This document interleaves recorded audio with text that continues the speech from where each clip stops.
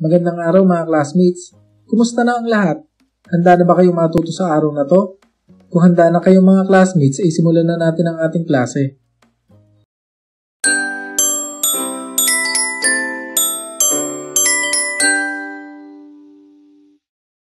Ang pag-aaralan natin ngayon mga classmates ay kung sino nga ba si Elon Musk at ano ba ang mga magagandang bagay na maaari natin mapulot sa kanya. Alam nyo kasi mga classmates, isa si Elon Musk sa pinakamayamang tao sa buong mundo at noong September 2023, siya ay may net worth na humigit kumulang sa 230 billion US dollar o kung ihahambing natin ito sa peso o sa pera natin dito sa Pilipinas, ito ay aabot sa halos 12.8 trillion pesos. Oo mga classmates, napakaraming pera nito. Pero alam niyo ba na hindi naman siya pinanganak na mayaman? Pero paano nga ba niya narating ang ganitong estado ng buhay? Si Elon Reeve Musk mga classmates ay pinanganak noong June 28, 1971 sa Pretoria, South Africa at siya ang pinakamatanda sa kanilang tatlong magkakapatid. Ang tatay niya ay isang South African engineer at ang nanay naman niya ay isang Canadian model at nutritionist.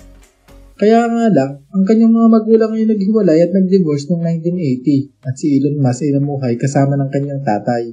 Ganun pa man, siya ay nag-aaral at kadalasan ay nabubuli siya sa kanyang pinapasukan na paaralan. Pero kahit na ganun ang naging estado niya, pinagpatuloy pa din niya ang kanyang pag-aaral at nag-focus siya sa kung ano ang gusto niya. Nung siya ay 10 years old pa lang, si Elon Musk ay nahilig sa programming at dito niya nag-develop ang kanyang skills. Siya ay nakagawa ng isang video game at tinawag niya itong Blastar. Ang ginawa niya dito sa na-create niyang video game mga classmates ay ibinenta niya sa halagang $500 sa isang PC magazine. At nung siya ay 17 years old na, nag-move na siya sa Canada at dito na siya nanirahan kasama naman ang kanyang nanay na isang Canadian citizen. At nung siya ay nakarating na sa Canada mga classmates ay dito niya ipinagpatuloy ang kanyang pag-aaral sa Queen's University sa Kingston, Ontario. At dito din sa Canada niya nakilala ang kanyang naging asawa at nagkaroon sila ng anak na kambal at triplets. Pero pagkatapos ng 2 taon sa Queen's University, siya ay lumipat sa University of Pennsylvania at dito muli nagpatuloy sa pag-aaral. Si Elon Musk ay nakagraduate na may degree na Bachelor of Science in Physics at Bachelor of Science in Economics sa Wharton School. Kung ating mapapansin mga classmates, madaming dinaanan si Elon Musk sa buhay.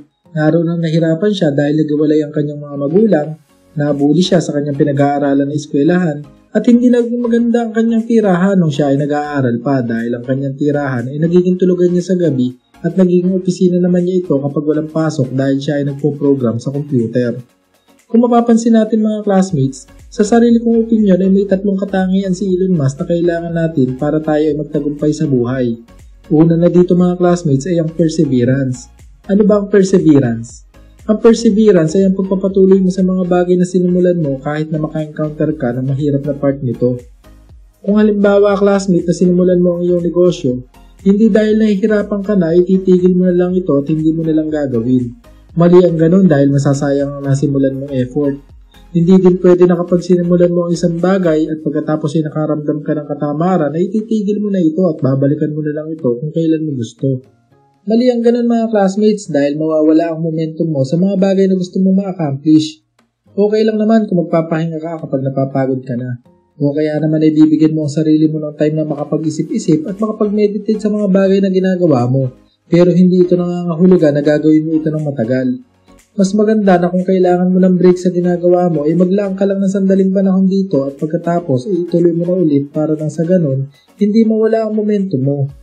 Ang ikalawang bagay naman na katangian na napansin ko dito ay ang kanyang study habits.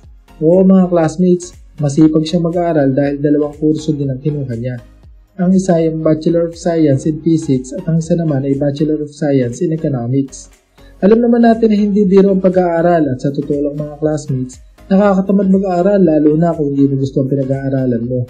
Kaya nga isang tip mga classmates, huwag ka mag-aaral o kukuha ng kurso sa kolehiyo na nagagaya ka lang. Mas maganda na pag-aralan mo kung ano talaga ang gusto mo dahil lahat ng tao ay magkakaiba ang gusto at magkakaiba ang pangarap sa buhay. Kung ikaw ay magaling sa arts o kaya magaling ka sa pagsusulat ng mga novel at sa tingin mo ay naiiba ka at ikaw lang ang ganito, okay lang yung classmate bagkus ay pagbutihin mo dito sa linya mo na to. Pwede kang magnegosyo o magtayo ng school for arts or gallery kung talagang arts ang gusto mo. Madaming paraan para umunlad at umasenso. Ang kailangan mo lang ay panalangin at tamang knowledge para sa pangarap mo. At ang ikatlong katangian na napansin ko mga classmates ay he uses time for productivity rather than complaining. Alam natin na mahirap lang si Elon Musk nung siya ay pinanganak. At kung babalikan natin ang kanyang kabataan, hindi mo iisipin na matitikman niya na maging isang pinakamayamang tao dito sa mundo. Pero kahit na siya ay isang mahirap, hindi siya nagreklamo sa buhay at hindi niya sinayang ang kanyang oras sa pag-complain na siya ay isang mahirap lang. Ikaw classmate, kumusta ang status mo sa buhay mo ngayon? Nagre-reklamo ka ba dahil mahirap ka? O ginagawa mo ang lahat at nagsusumikap ka para maabot mo din ang pangarap mo? Kung makikita din natin dito sa pinag-aralan natin, nag-code si Elon Musk na isang PC game sa murang edad niya. Ibig sabihin, kaysa mag-complain siya ay ginawa niyang quality ang time niya at ginamit niya ang natutunan niya para makapag-produce na isang produkto. Sa buhay natin mga classmates, mas maganda na kung mayroon tayong naiisip na gawin, ituloy lang natin ito at huwag natin titigilan kung talagang gusto natin ito. It is not our situation that determines our future. Rather, it is what we do to change it. At dahil sa pagpapatuloy ni Elon Musk mga classmates, nakapagtayo siya ng iba't ibang company. Ang ilan sa mga ito ay ang Tesla, SpaceX, SolarCity, The Boring Company, Neuralink, Hyperloop at itong huli ay Twitter o pinangalanan niyang X. Maaaring mayroon akong hindi nabanggit pero pakisulat na lang sa comment section natin para sa reference na iba pa natin mga classmates. Alam kong mahirap magtagumpay sa negosyo natin mga classmates pero hindi nangangahulugan na hindi natin ito magagawa. Maaaring may kasabay kang nagnegosyo at naunahan ka na niya. O kaya naman ay naunahan mo na ang iba. Pero ganun pa man mga classmates, kahit ano pa ang marating natin ay manatili tayong humble at huwag natin kakalimutan na magpasalamat sa Diyos. Ayos? O paano mga classmates, hanggang dito na lang muna siguro. Sana ay may natutunan kayo sa mga tinalakay natin ngayon at sana ay makapulot kayo ng idea dito at magamit nito sa inyong pang-araw-araw na buhay para umunlad palalo ang inyong negosyo. At bago tayo maghiwa-hiwalay mga classmates, kung hindi ka pa nakasubscribe dito sa ating channel ay pakihit naman ang subscribe button at pakiclick mo na din ang notification bell para palagi kang updated dito sa ating klase.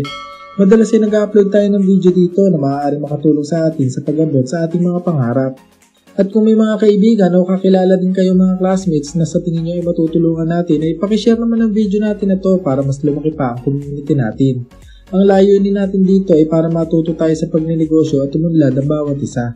Stay tuned lang kayo dito sa ating channel mga classmates at magkita-kita na lang ulit tayo sa ating next video.